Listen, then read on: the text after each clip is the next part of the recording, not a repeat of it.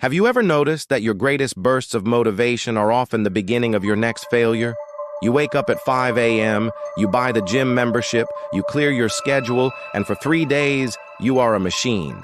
But then, one thing goes wrong. You sleep in, you miss a workout, you eat the wrong food. Suddenly, that voice in your head says, "Well, the day is ruined. I might as well start again on Monday." This is the all or nothing trap, and it is the single most common reason high-potential people stay stuck in a cycle of becoming without ever actually being.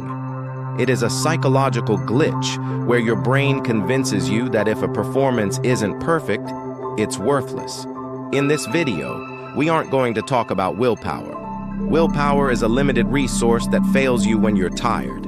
Instead, we are going to look at the cognitive distortion behind why you quit, and the 1% rule used by the world's most consistent people to bypass the brain's stop signal. If you're tired of starting over, it's time to stop trying to be perfect and start being unbreakable. To beat the trap, you have to understand that all or nothing thinking isn't a personality trait. It's a survival mechanism gone wrong. In psychology, this is known as dichotomous thinking. It's the brain's attempt to simplify a complex world into two categories: success or failure, black or white, perfect or ruined. When you start a new habit, your brain releases a surge of dopamine because it loves the idea of the new version of you. This is why the first few days feel easy. But your brain also seeks homeostasis. It wants to return to the way things were because the way things were was safe and familiar. The moment you make a mistake, your brain seizes that opportunity. It uses that one mistake to trigger the what the heck effect. This is a documented psychological phenomenon where once we've had a small lapse, we feel that the goal is now unattainable, so we might as well indulge completely. It's why one broken cookie leads to eating the whole box, or one missed day at work leads to a week of procrastination. The all-or-nothing trap is actually a form of procrastination in disguise. By setting the bar at perfection, you give yourself a valid excuse to quit the moment things get difficult. But the most consistent people in the world don't operate on perfection. They operate on lowered floors. Think of your habits like a house. Most people only focus on the ceiling, how high they can go on their best day.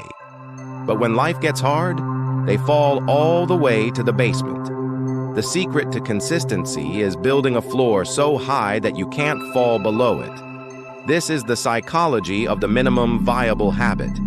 Instead of saying, "I will work out for 60 minutes," you set a floor. "I will put on my gym shoes." The goal isn't the workout. The goal is the identity of someone who doesn't miss. When you lower the floor, you eliminate the brain's ability to use the all or nothing excuse. This brings us to the 1% rule. Most people fail because they try to change 100% of their life in 1% of the time. The brain views radical change as a threat, but it ignores a 1% improvement.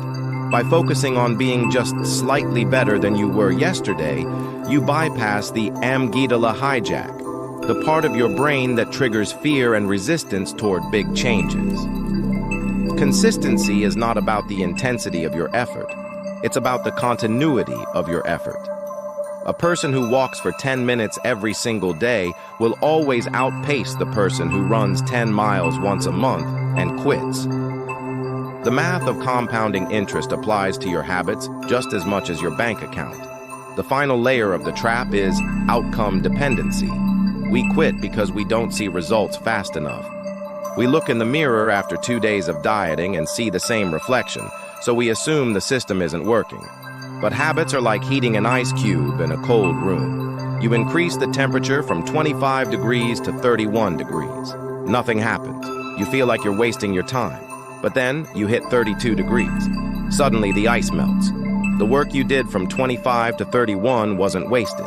It was stored. To be truly consistent, you must shift from goal-based thinking to identity-based thinking. Don't tell yourself you are trying to write a book. Tell yourself, "I am a writer." A writer writes. Even if it's just one paragraph, By showing up, you are casting a vote for the person you want to become.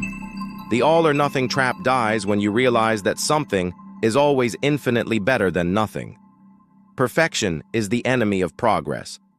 The next time you feel like the day is ruined because you made a mistake, remember? The path to greatness isn't a straight line up. It's a jagged line that never stops moving forward. You don't need a fresh start on Monday.